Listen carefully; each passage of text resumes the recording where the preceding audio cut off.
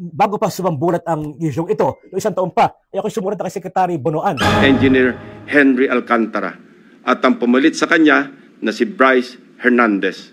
Hugas kamay na ang mga buhaya. Kongresista sa Mindoro nagturo na. At siyempre, pag-usapan din po natin si Vice Ganda. Magandang araw po sa atin mga kabisdak. Bago ang lahat, palike po muna, pa-share at pa-subscribe.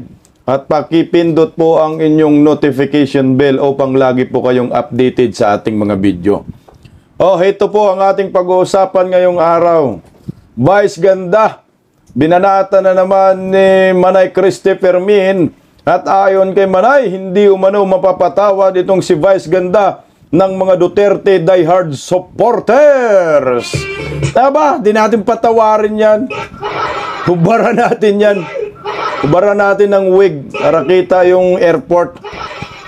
Ito kagabi, mga kabisdak, mga isiniwalat ni Senator Panfilo Lacson patungkol sa maanumalyang flood control projects ni Bongbong Marcos dyan sa Mindoro. Tinamaan yung isang kongresista at agad nagpa-interview at hugas kamay. Wala daw umano siyang kinalaman sa bilyones na insertion patungkol sa mga bugos na flood control projects. Hindi daw siya kawatan eh. At ito, kilalanin po ang mga notorious di umano sa flood control projects dyan sa Bulacan. Mga sindikato daw ayon kay Panfilo Lacson. Ito mga kabisdak, unahin po muna natin itong si Manay Christopher Min. Hindi po tayo titigil hanggat hindi magsisi itong si Pitrang Kabayo.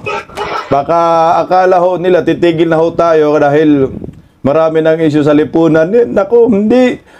Lagyan pa rin natin ng palaman mga content natin.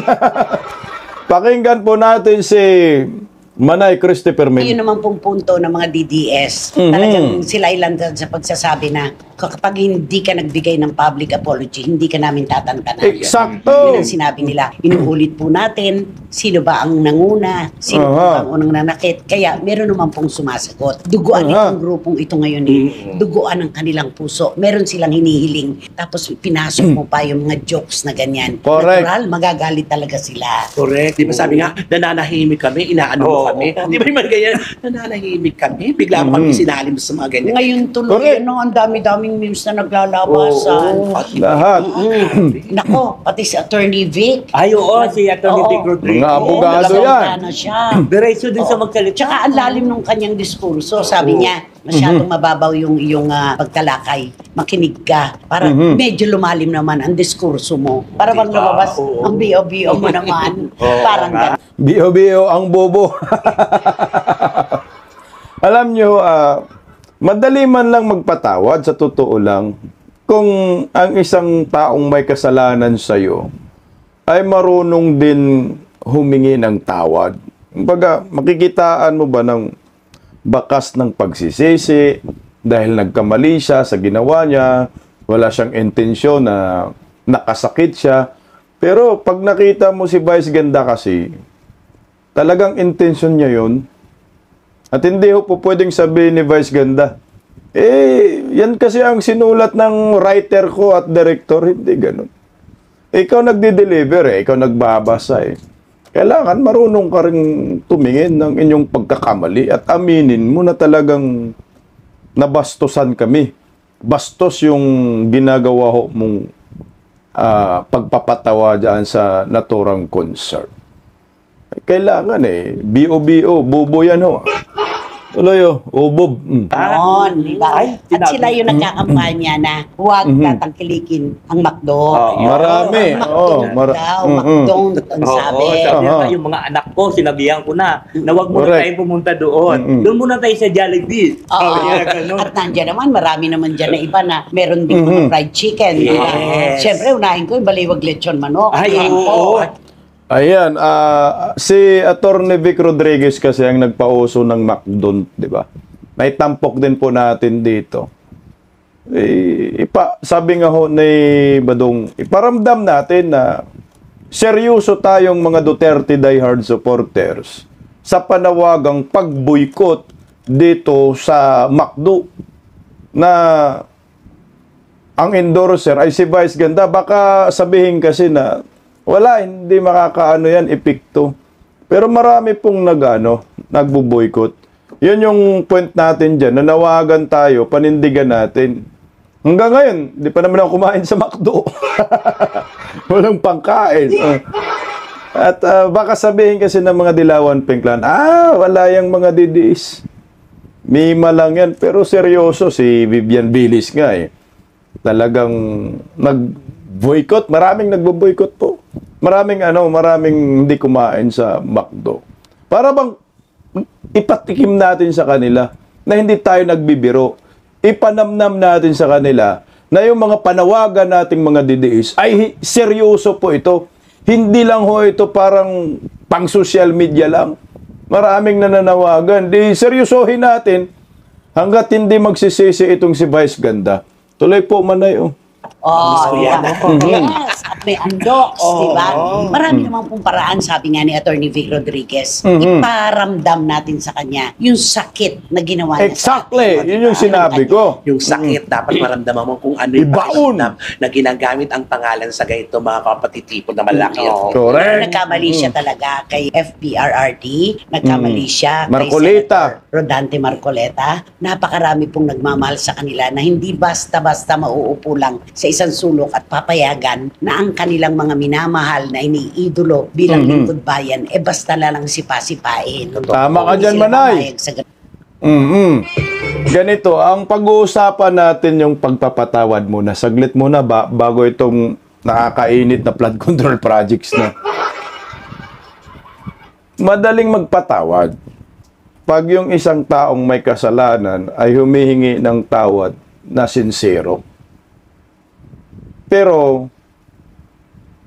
pag tiningnan mo si Vice Ganda, wala makikita mo talaga yung kademonyuhan niya. Natuwa pa siya. Walang bakas ng sasabihin mo na, sorry po, di po sinasadya yun. Ano lang po yun ng director at writer. Walang ganun Kaya ipanamnam natin, ipatikim din natin sa kanya yung galit natin. Hindi natin papatawarin pag hindi po yan nag-public apology. Pag nag-public apology si Vice Ganda, titigil na ako dito. Sa katapik sa kanya. Hanggat wala po siyang public apology, araw-arawin ko talaga to. Maghahanap talaga ako ng content na i-connect natin dito sa lahat ng usapin sa issue ng lipunan. Hanggang sa dulo ng walang hanggan. Sabi nga po ni MP, yung Lodi nating galit na galit kay Vice Ganda, ang kontrata daw hanggang 2028.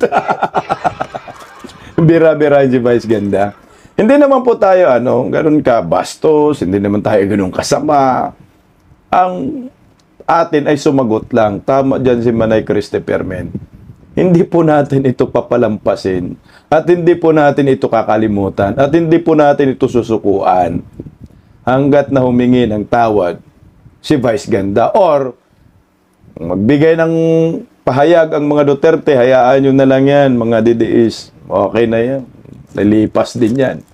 Pwedeng tatahimik tayo. Pero hanggat wala pang mga ganong klaseng mga insidente, tuloy po tayo. Ipatikim po natin kay Vice Ganda ang sakit na nararamdaman natin at galit. Kagaya ng sakit na ginawa ng mga buhaya dyan sa Kongreso patungkol sa flood control projects. Unahin po muna natin itong huli na yung notorious na katakot. Itong isang kongresista sa Mindoro, mga kabisdak, palike nga ho, na tinamaan sa mga pasabog ni Senator Panfilo Lacson kagahapon. Na di umano'y merong insertion na bilyonis. Bilyon na rin 800 million Bilyones na pondo ng bayan. At mga palpak na flood control project sa naturang probinsya. Pinipli na po natin kagabi ang naturang pasabog ni Senator Panfilo Lacson patungkol sa Mindoro sa mga gustong mapanood, replay nyo na lang po yung kagabi po naming content. Mapanood po ninyo kasi continuous po ito. Hugas kamay ang naturang kongresista at agad nagpa-interview sa mga media. Nagturo po siya at ang dapat ay sisihin di umano ay ang mga DPWH awards, no? Yung mga district engineer, no? Lahat kayo, dapat yung mga yusik. Hindi po pwede magturo, hindi po pwede isang managot. Pera ng bayang ginahasao ninyo. Pakinggan po natin ang interview niya.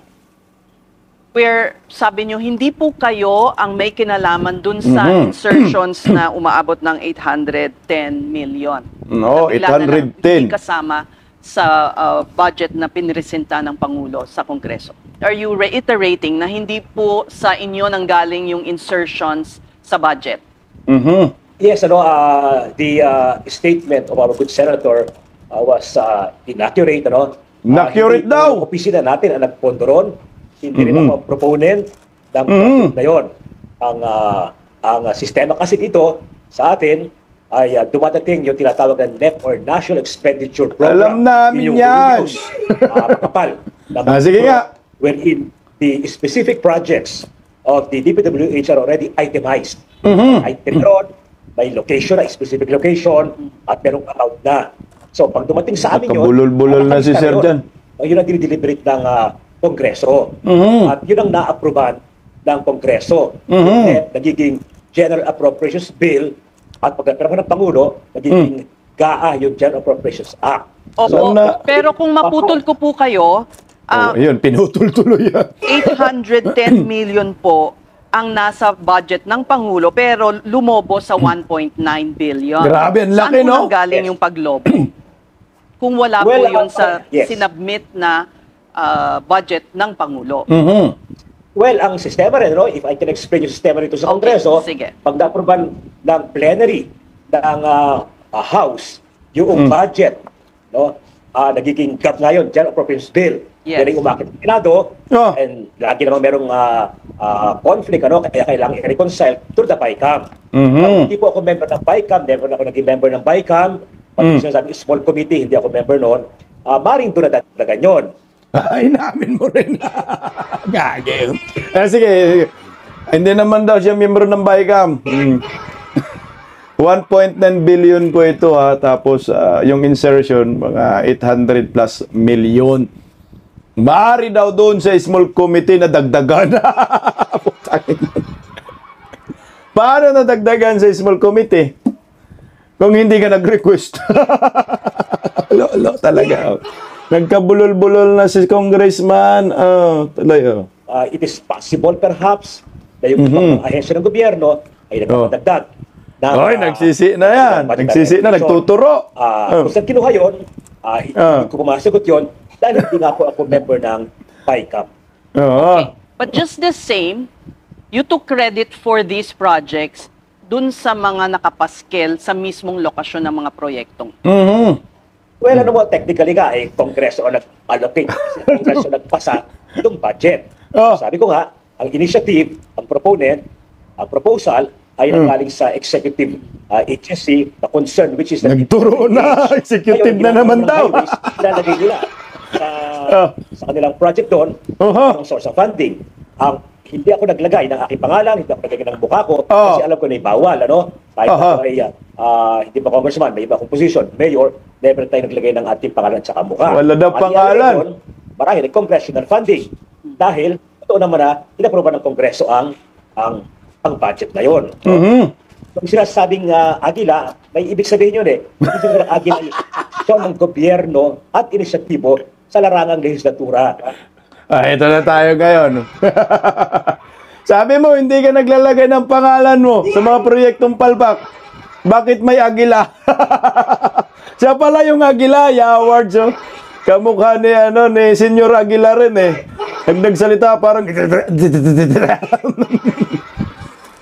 Tumusot ka pa kong tatak agila ka pala, ikaw pala yan. Oh, tuloy oh. So it is a parang gusto nating i-inform ang taong bayan na yung pondo ng gobyerno, yan ay public funds. Hindi, ikaw pa rin yun. Ang Agila po ay partido ninyo dyan sa Mindoro. Ayan. Hindi, ang aking partido yung lakas.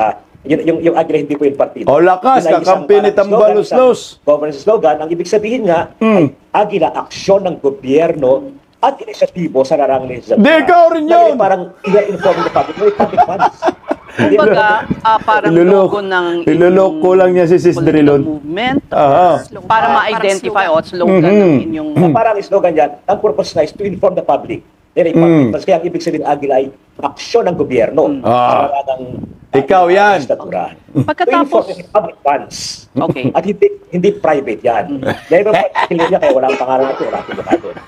Wala mukha pero may tatak agila. Noong August 1, nagpahayag po kayo sa isang Facebook post Aha. na pagkatapos ng SONA ni Pangulong Marcos, nung sinabi niyo mahiya naman kayo, meron kayong reaksyon. Sabi niyo ay sumulat kayo kay Secretary Bonoan noong Ayan na, pang tuturo July na siya dito, 2024 tuturo na. Nirereklamo na bakit nasira agad itong mga ginagawa ng DPWH. Can you elaborate on that, Congressman? Ito po yun. At yung surat na yun, ang proof na tayo hindi proponent. Ay kung tayo proponent, Ba't ganyan magsalita? hindi naman natin susulatan din ng ahensya, no? We take full responsibility for that.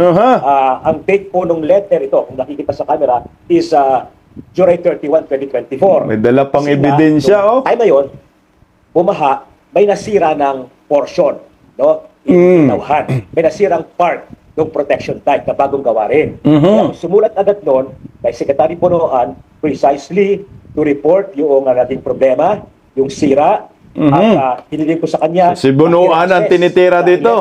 Reassess, re-evaluate the programming of the projects, and look into the structural integrity and effectiveness of the flood control project. Hiniling ko pa sa kanya na please ensure that all flood control projects by DPWH in my district, Ba't ganyan sa magsalita, no? Kasama yung Lauhan, adhere to rigid structural design standards Oh, in order to prevent the extinction of concern pa siya. Meron po ba siyang tumugon po ba si Secretary Bonoan sa inyo? Ang tumugon ay ang regional director kasi siyempre i-refer yung regional director kasi yung regional office ang implementing agency. Regional director Sabi na daw i-refer tumugon. nila yung sira na portion at sa future programming nila, maybe yung ongoing projects pa ay kanilang i-review ang structural design. Okay.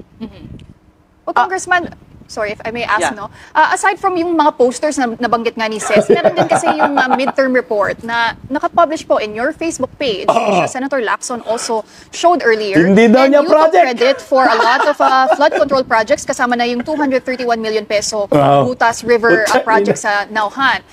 How do you reconcile that, Congressman? Ano, if you say you really had no hand in the Tanggi-tanggi na funding, siya but you keep reiterating itong national project through congressional allocation?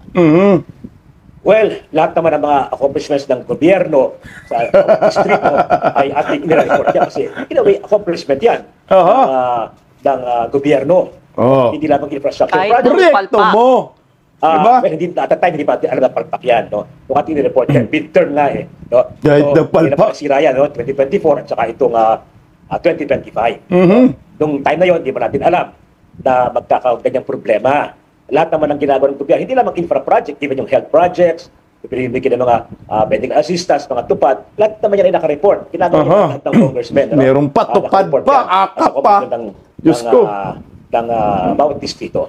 Since you're taking credit, do you do oversight? Nag-inspection ba kayo? Tinitignan nyo kung tama ba ang pagkakagawa? Kung yung materyales puertes ba ang ginagamit? Siyempre, tayo ay concern na maayos yan.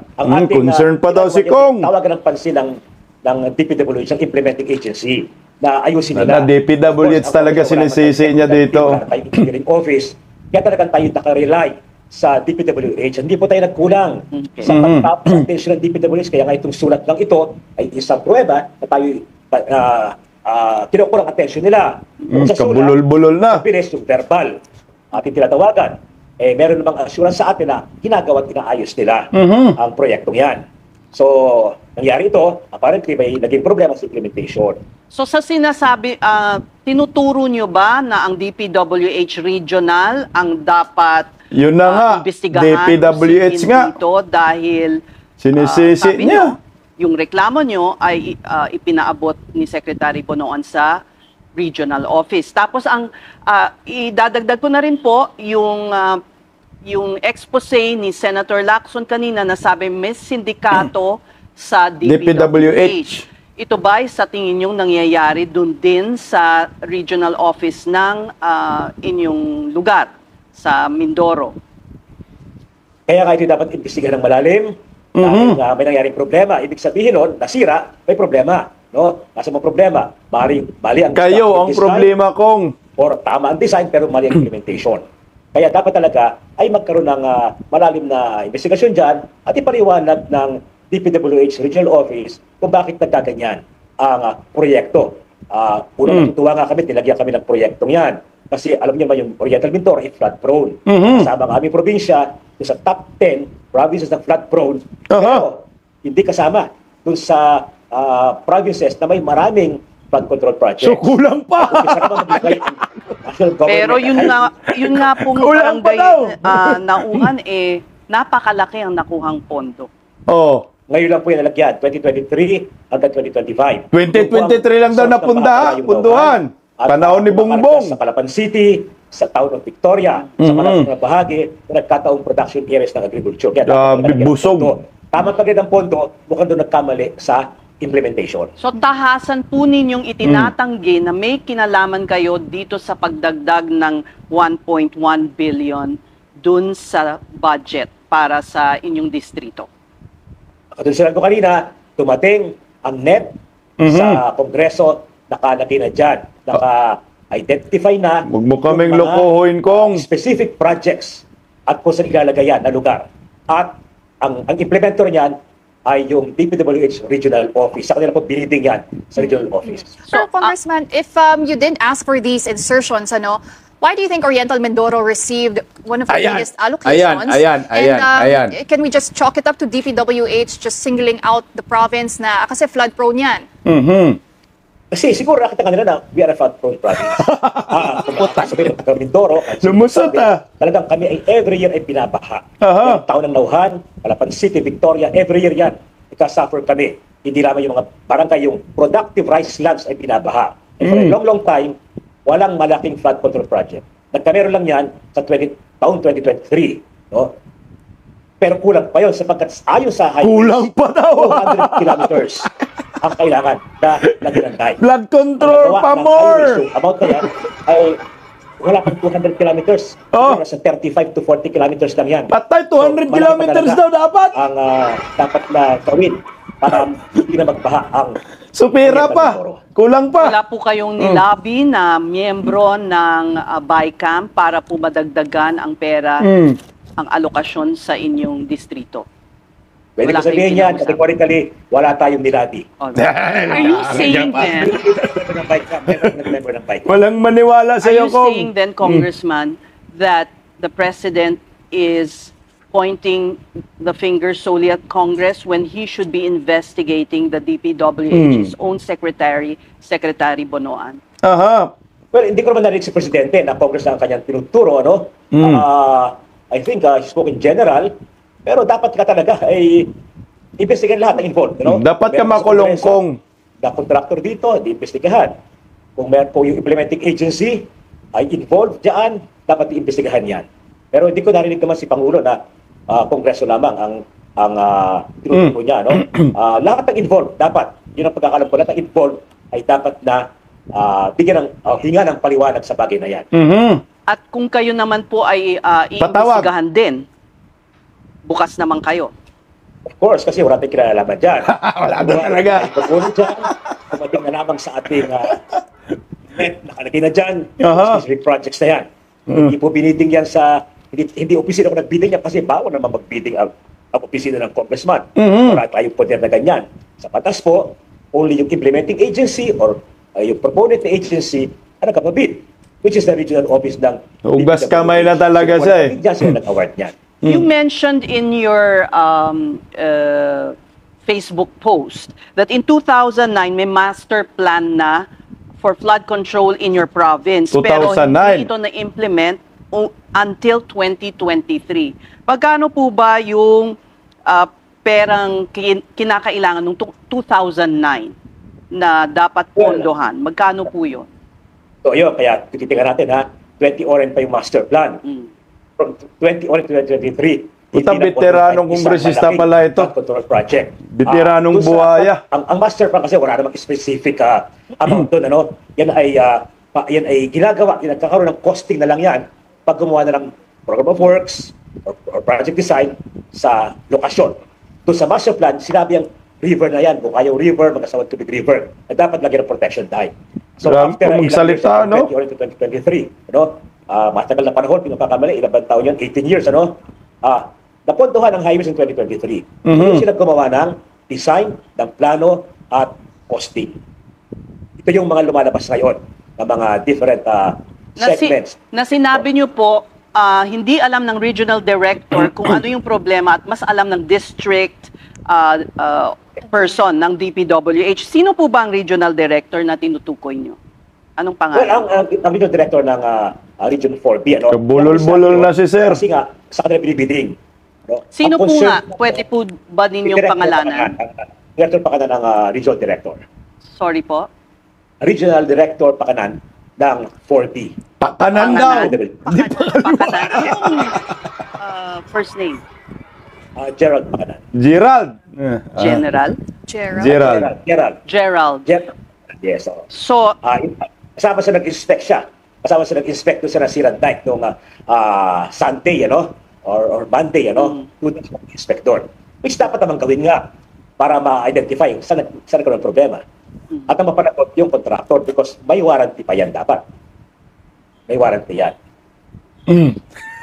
May warranty pa daw. Okay. Siya po, si Congressman Panaligan. Tama?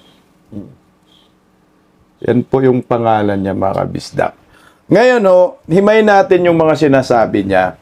Itinanggi niya na dapat na wala siyang kinalaman sa insertion dahil hindi daw siya BICAM member. At inamin din niya na may small committee. So tama si Toby Chanco. At hindi daw siya miyembro ng small committee. At wala daw siyang parang padrino diyan sa BICAM, no. Yung yung 800 billion nagiging million, nagiging 1.9 billion na flood control project. So ang insertion diyan mga more or less nasa 800 plus, no, yung insertion na 800 million plus. Alam niyo ho, at itinanggi niya na wala daw siyang mga pangalan pero may Tatak Aguila. Yun nga yung siniwalat ni Senator Panfilo Lacson. Yung Tatak Aguila, ibig sabihin siya yan. Si Kung Kangking Kong Panaligan, yun, Congressman Panaligan.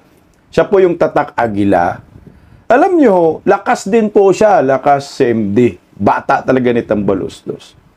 Kung balikan po natin yung yung mga sinasabi ni Toby Chanco, maliwanag na sinasabi ni Toby Chanco. Pag ikaw kailangan mo po ng kailangan mo ng proyekto, ay papasok ka lang sa portal, no? Mag-request ka ng budget, papasok ka sa portal. Yung sinasabi niya, nakalagay na sa National Expenditure Program kasi yan Wala na yan, yung NIP, walang kwenta na yan kasi binabago nga ho ng small committee yung pondo, yung alokasyon ng pondo sa bawat ahinsya, lalo na sa distrito. Kunyari nag-BICAM, pagkatapos ng BICAM, mayroon pang small committee. So yung small committee, yung nagmikos-mikos. Malamang sa malamang, dahil ito, may lakas si MD, nag-request siya sa portal na ito yung flood control projects, ibigay nyo sa amin. Yung ganitong halaga, 1.9 billion pesos. Malakas kay Tamba dahil lakas si MD. Lakas siya. So binigyan ho ito ng ganong kalaking halaga. Nabulilyaso lang ngayon yung Tatak Aguila na ito dahil yung kanyang mga proyekto produkto, nahugas kamay na siya dito, sa Mindoro ay palpak. Yung iba ghost. Yung iba substandards. Ang sabi niya, may warranty daw eh. 1.9 billion. Hugas kamay na siya. Ang gusto niyang sisihin at imbestigahan ay iyong DPWH. Nagturo na siya dito. Yan tayo, pagkakitaan, hindi nagtuturo. Pagpalpak, nagturo na. Ganon talaga ang mga kawatan. Pag nakapagnakaw, walang tinuturo. Kapag nakaw eh. Pag nahuli, nagtuturo. Sana may managot. Kasi kung ang managot lang yung mga district engineer, mga yusik, asik, wala rin kwenta. Gusto ko managot yung mga kongresista, yung mga nasa Palacio de Polvoron, yun ang managot. Kagaya po ito, continuous tayo mga kabisdak sa flood control projects. Na pinaka-notorious daw, pinaka-sindikato daw sa flood control ay nasa Bulacan. Ayon po kay Panfilo Lacson. Matindi yung mga isiniwalat, pero sana hindi lang mag-stop nga doon sa mga district engineer. Dapat yung pinakatuktok, yun yung tumbukin natin dito. Kasi hindi naman gagawa ng katarantaduhan itong mga district engineer kung walang basbas ng mga nakakataas, kagaya ng kongresista, kagaya na nasa Palacio de Polvoron, di ba ho? Lalo na itong si Tin! Bunjing ba? Pakinggan po natin si Senator Panfilo Lacson. Itong tungkol sa notorious na mga sindikato diyan sa Bulacan na tinatawag niyang distinct di umano. O, ito, pakinggan natin. Distinct. Distinct ang mga budget items na makikita sa General Appropriations Act at awarded contracts na may pare-parehong halaga para sa magkakalapit man o magkakalayo. Sipin mo yan ha, pare-pareho. Distinct dahil ayon sa aming mga informants sa loob ng DPWH at kinumpirma ng ilang contractors, coded na budget ito para mayroong pagkakakilanlan ang mga quote-unquote may-ari ng proyekto.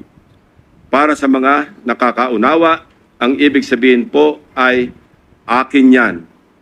Sa Bulacan First Engineering District na pinamumunuan na magkasunod na tinanggal sa pwesto na sina dating District Engineer Henry Alcantara. Ayan o, at mga ang district pumalit sa kanya engineer. na si Bryce Hernandez.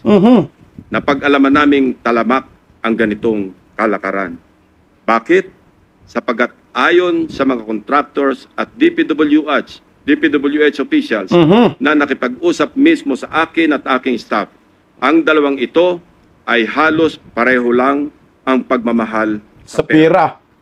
Grabe pala Napabalita oh. pa nga kamakailan na ang isa sa kanila ay nakakapagpatalo ng daang milyon sa isang kasino dito sa Metro Manila. Grabe, 100 million. Mr. President, sa District Engineering Office na ito, sa ilalim ng pamumuno ng dalawang nabanggit na opisyal, Ayan na oh. para sa taong 2024, 28 proyekto. 2024 ha? Pareho ang pondo 28. kahit magkakaiba ang specs, disenyo at haba. Distinct. Guni-guni o guni-guni.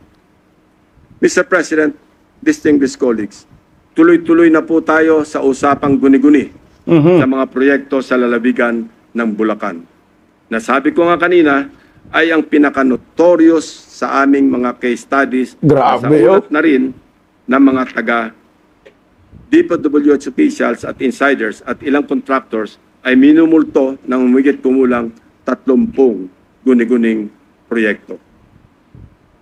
Una sa aming pinuntahan, ang siyudad ng Malolos, kung saan kitang-kita ang labis na pagbaha sa kabila ng una ng napaulat na buhos ng pondo sa probinsya.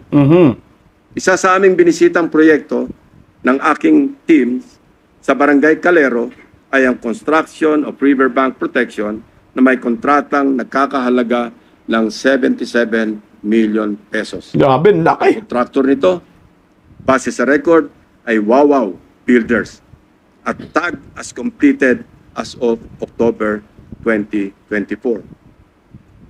Gamit ang coordinates sa sumbong sa Pangulo website. Madali naming natunton ang lokasyon ng proyekto.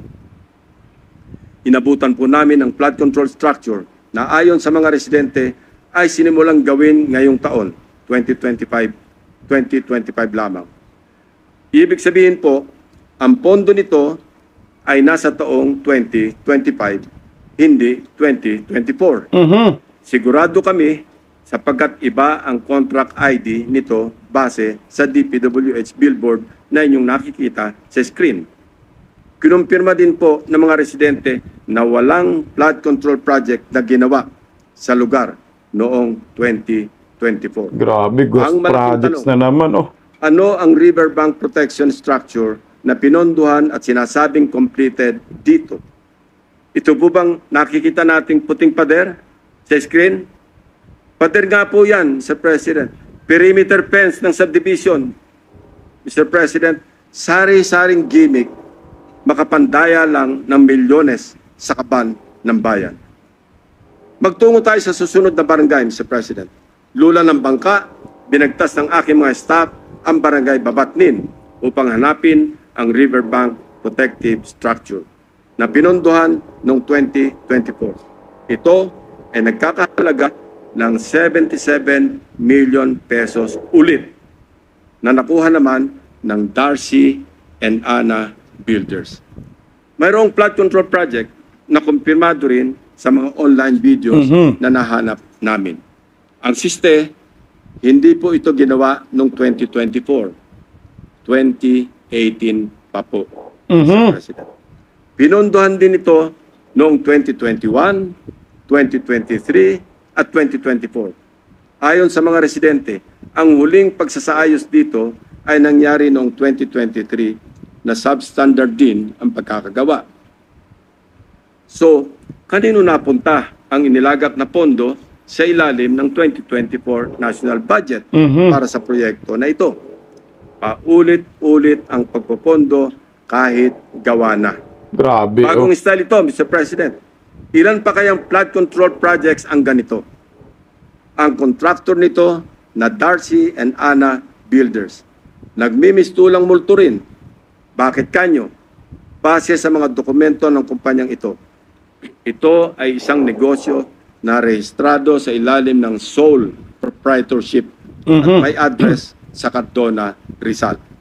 Sa pamamagitan ng simpleng pag-search sa Google Map, ay madaling makita ang gusali kung nasaan ang nasabing negosyo. Subalit, nang puntahan ng aking team ang address, ang kanilang inabutan ay Jig Wala na. at e-payment store sa halip na construction company. Wala na rin ang signage ng Darcy and Ana Builders sa dating nakakabit sa building. Maya-maya, ipapakita pa namin ang mga natuklasan naming proyekto na gawa o dapat ginawa ng nawawalang Darcy and Ana Builders. Sinunod din po natin ang ilang barangay sa Hagonoy, Bulacan, na hanggang ngayon ay lubog pa rin sa tubig baha, Mr. President. Gamit ulit ang sumbong sa Pangulo website, hinugot namin ang exact grade coordinates ng proyektong aming nakita para tiyakin na sakto ang lokasyon kung saan tayo napadpad. Mr. President, the first subject project was in Barangay Carillo, Hagonoy, Bulacan. Supposedly completed on April 19, 2024.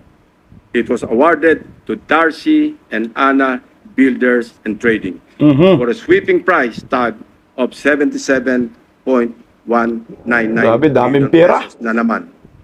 Mr. President, gusto po ba ninyo makita ang itsura ng isang 77.199 million pesos worth na riverbank protection structure? Tingnan po natin. Nasaan na nga ba? Wala. Ewan ko, Mr. President, dahil wala tayong makita. Kahit ano pang suyot Nag-ghost ang gawin namin, projects. hindi namin makita o mahagilap ang flood control project ng Darcy and Ana Builders. Hello, Darcy. Ang Ana and Ana, nasaan ang flood control? Tumawid naman tayo sa barangay Abulalas, sa bayan pa rin ng Hagonoy. Silipin natin ang tatak Darcy and Ana Builders Flood Control Project. Sinuong ng aking team ang baha sa Barangay Abolalas, Hagonoy para hanapin ang proyektong construction of riverbank protection structure mula sa Darcy and Ana na nagkakahalaga ng 77.199 million pesos Grabe. na naman. Parehong amount. No? Ito po ang tumambad sa amin, Mr. President. Nakikita niyo po ba ang pagkakatayo ng flood control structure? Sindikato talaga. Hindi niyo po talaga makikita, my dear colleagues. Guni-guni lang kasi ang flood control structure o riverbank protection kung saan dapat nakatayo ang Darcy and Ana project. Iba rin ang kaso sa Barangay Iba. Tinungo namin ang proyekto Riverbank Protection Structure sa Barangay Iba ng Wawaw Builders na natapos na dapat noong Oktubre 2024. Ang presyo ng proyekto, 77.199 Parehong amount million uli. pesos. Grabe. Na naman, pagdating ng aming team sa exact coordinates, mayroong kasalukuyang tinatayong istruktura. Ang bonus, may kasama pang pumping station. Pero Wala. ang ginagawang proyekto, hindi ang Wawa project.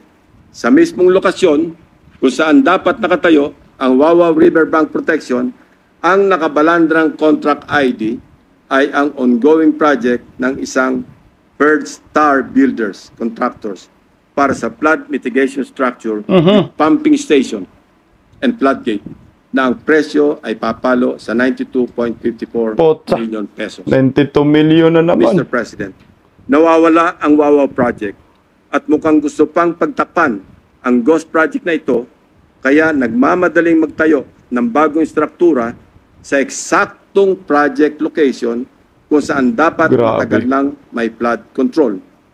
Wawaw ang binisita, Bird Star ang dinatnan. Wawaw ang hinanap, Bird Star ang natagpuan. Mukhang ang modus na ito tatapalan ang ghost project ng ibang proyekto. At ang masama, na walang parang bula Ang pundo. ang milyong gastos mula na naman sa taong bayan. Grabe. Sa Barangay San Nicolas naman, iba ang forma at hulma ng ghost project.